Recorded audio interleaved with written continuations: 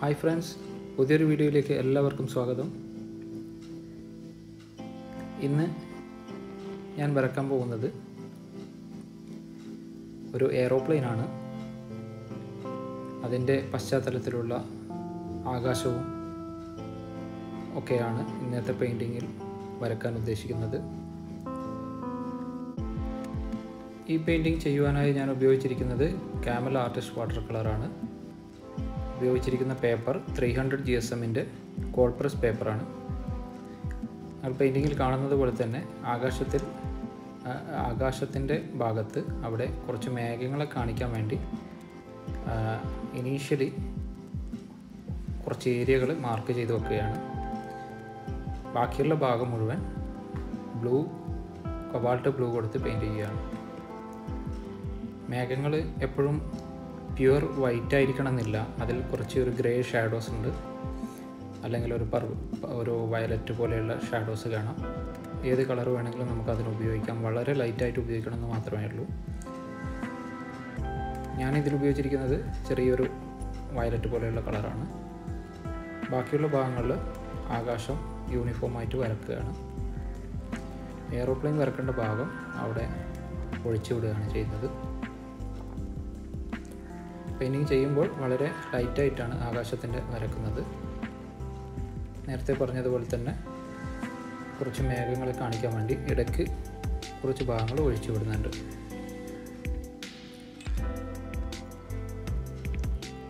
വളരെ ഈസി ആയിട്ടുള്ള ഒരു പെയിൻറ്റിങ്ങാണിത്.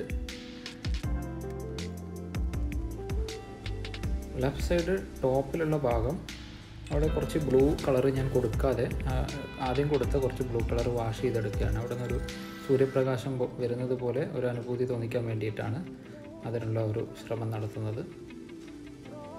ലൈറ്റ് ആ മുകളിലത്തെ ലെഫ്റ്റ് സൈഡിലത്തെ കോർണറിന് വരുന്ന പോലെ തോന്നിക്കാൻ വേണ്ടിയാണ് അങ്ങനെ ചെയ്യുന്നത്.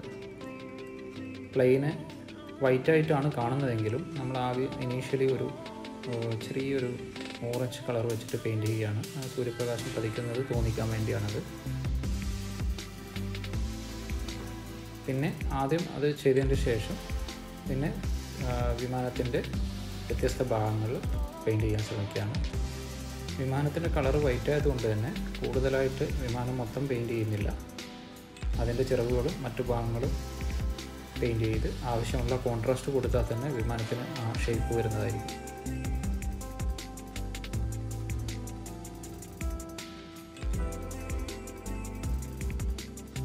എൻ്റെ വീഡിയോ ആദ്യമായിട്ട് കാണുന്നതാണെങ്കിൽ ദയവ് ചെയ്ത് സബ്സ്ക്രൈബ് ചെയ്യുക. ഇതുവരെ സബ്സ്ക്രൈബ് ചെയ്തില്ലെങ്കിൽ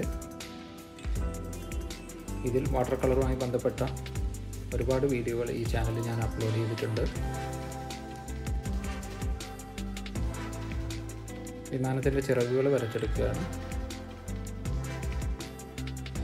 അതിൽ അടിഭാഗമാണ് നമ്മൾ കാണുന്നത് വിമാനത്തിൻ്റെ. അപ്പോൾ അവിടെ കുറച്ച് ഡാർക്കായിരിക്കും, എപ്പോഴും ഷാഡോ ഭാഗമായിരിക്കും അത്. കുറച്ച് അതുകൊണ്ട് ഡാർക്കായിട്ട് വരക്കുകയാണ്.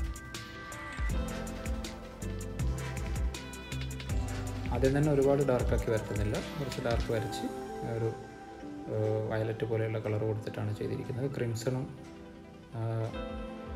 ബ്ലൂ, അതുപോലെ തന്നെ ബ്ലൂവും അൾട്രാമറൈൻ ബ്ലൂവും കൂടി മിക്സ് ചെയ്തിട്ടാണ് ആ കളർ ഉണ്ടാക്കിയിരിക്കുന്നത്.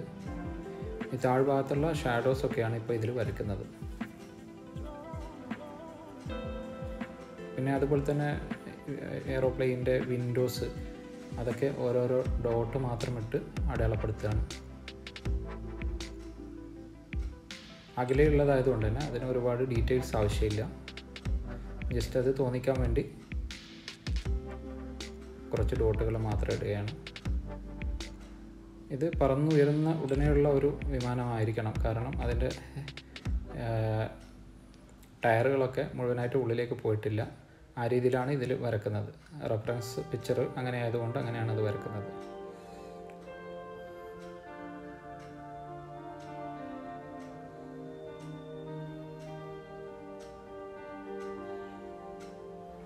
വാട്ടർ കളറിൽ ട്രാൻസ്പാരൻസി കീപ്പ് ചെയ്യാൻ വേണ്ടി വ്യത്യസ്ത ടെക്നിക്കുകൾ എൻ്റെ വിവിധ വീഡിയോകളിലായിട്ട് അപ്ലോഡ് ചെയ്തിട്ടുണ്ട്. മറ്റുള്ള വീഡിയോകളും കൂടി ദയവേത് കാണുക. അടിഭാഗത്ത് കിടക്കുന്ന ടയറുകൾ വരച്ചെടുക്കുകയാണ്.